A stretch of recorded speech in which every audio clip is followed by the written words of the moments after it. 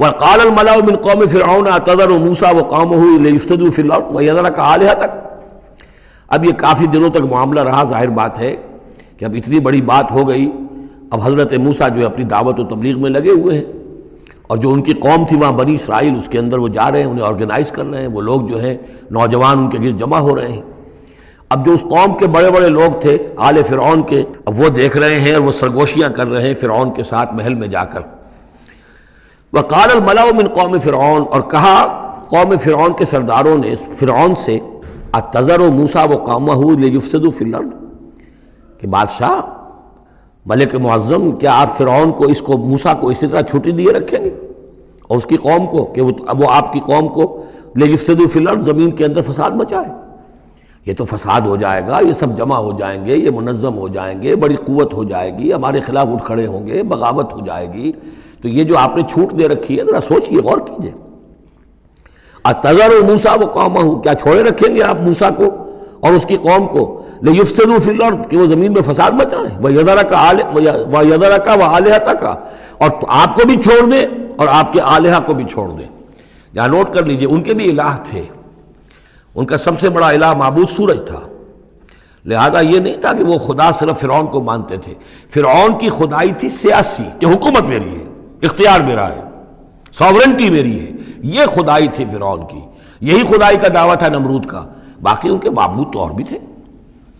تو وہ چھوڑ دیں تجھے بھی اور تیرے معبودوں کو بھی۔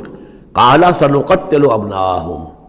اس نے کہا کہ ان قریب ہم ان کے بیٹوں کو قتل کریں گے۔ یہ دوسری مرتبہ ان کے اوپر آزمائش آئی ہے۔ جب حضرت موسیٰ علیہ السلام کی ولادت ہونے والی تھی، اس وقت بھی ایک خواب دیکھا تھا فرعون نے، اسی نے، اور اس کے نتیجے میں اس کے نجومیوں نے بتایا تھا کہ اس اسرائیلی قوم میں ایک شخص پیدا ہوگا جو تمہاری حکومت کا تختہ الٹ دے گا۔ تو اس نے یہی کیا تھا کہ ان کے تمام بچے جو پیدا ہوں، جو لڑکے پیدا ہوں، ان سب کو قتل کر دیا جائے فوراً، صرف لڑکیوں کو زندہ رکھا جائے۔ اب یہ دوسرا مرحلہ آ گیا ہے، یوں سمجھیے کہ کم و بیش 40-45 برس کے بعد پھر مرحلہ آ گیا کہ جب اس کے سرداروں نے کہا کہ یہ تو جسے تم مشت غبار سمجھ رہے ہو، یہ تو اب آندھی بن رہی ہے، طوفان بن جائے گا، کیا کرو گے؟ اگر اس موسیٰ نے آرگنائز کر لی تمہارے خلاف ریزسٹنس موومنٹ، تو کیا کرو گے؟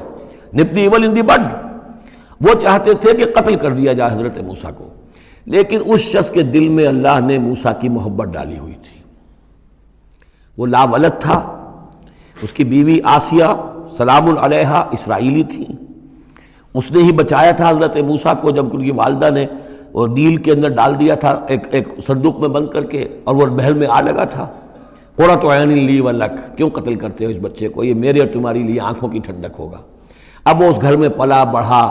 وہ شہزادوں کی طرح رہا، لاڈلا تھا، محبت تھی، لہٰذا اس کا معاملہ یہ ہے کہ اب یہ فرعون جو ہے وہ اسے قتل کرنے پر آمادہ نہیں ہے، بلکہ کیا کہہ رہا ہے کہ بجائے اس کے کہ اسے قتل کروں تاکہ اس کی طاقت اس کو مہیا نہ ہو سکے، اب اسرائیلیوں میں جو لڑکا پیدا ہو قتل کر دو تاکہ ان کی قوت بنی نہ سکے۔ قال سنقتل ابناءهم ونستحيي نساءهم، ہم قتل کریں گے ان کے مردوں کو، بیٹوں کو، اور زندہ رکھیں گے ان کی بیٹیوں کو۔ وَإِنَّا فَوْقَهُمْ قَاهِرُونَ، اور کیوں گھبراتے ہو، ہم پوری طرح چھائے ہوئے ہیں، ہماری طاقت ہے، لاؤ لشکر ہے، یہ موسیٰ کیا بگاڑ لے گا، کیا اس نے ہمارے خلاف بغاوت کرا دینی ہے۔